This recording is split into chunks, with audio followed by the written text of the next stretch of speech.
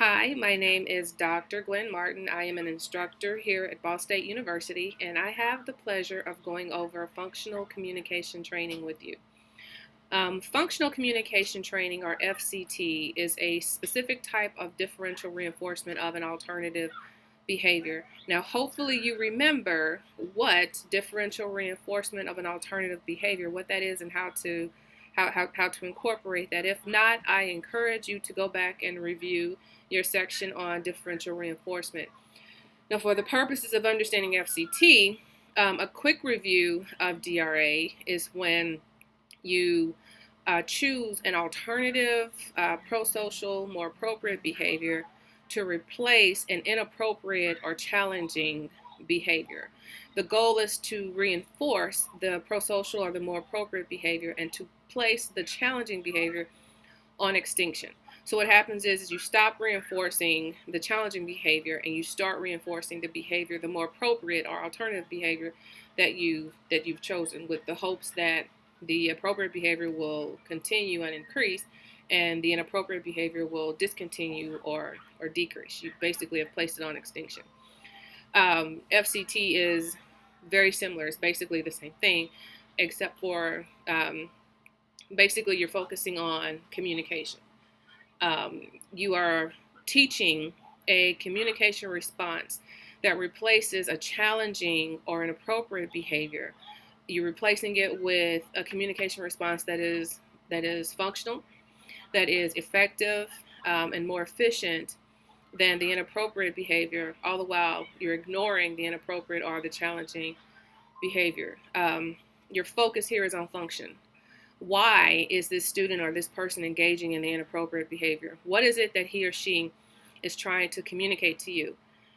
Once you have assessed the function and you figured out what it is that this person is trying to communicate, then you replace that inappropriate behavior with a pro-social, more functional behavior, which leads to your secondary function, or I'm sorry, your secondary focus, which is extinction. Now you must work to extinguish the inappropriate or challenging behavior so that that behavior is no longer effective or no longer works.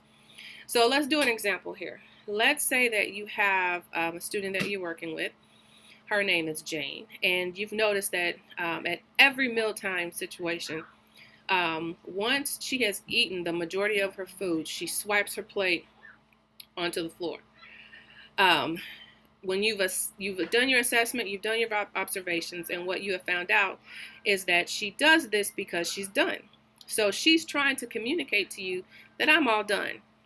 So now that you know the function of this behavior, what you want to do is replace the inappropriate behavior of her swiping her food onto the floor with a more appropriate behavior, which would be to teach her to say all done, to give her a communication card that says all done, to teach her the sign all done.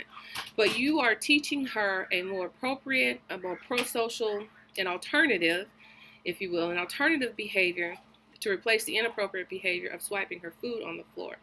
This new behavior meets the same function.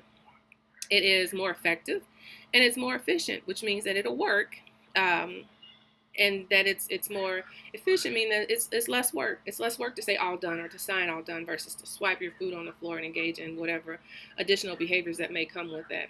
So that's basically functional communication training. I'm sure you guys have used this many times, whether you've done it in practice, at home with your own children, nieces, nephews, family members, where you basically assess when a child is engaging in an inappropriate behavior, why they're doing that, what are they trying to communicate to you, and then you teach them the more appropriate way to do that. I know when my son tantrums, and I watch and I observe and I see what the problem is, I teach him the correct way to get whatever it is that he's wanting. If he's tantruming because he wants more milk, well then I teach him, say milk.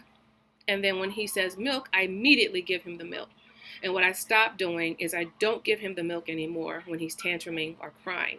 I'm placing that behavior on extinction. And what I'm doing is I'm reinforcing the more appropriate or the pro-social behavior of saying milk.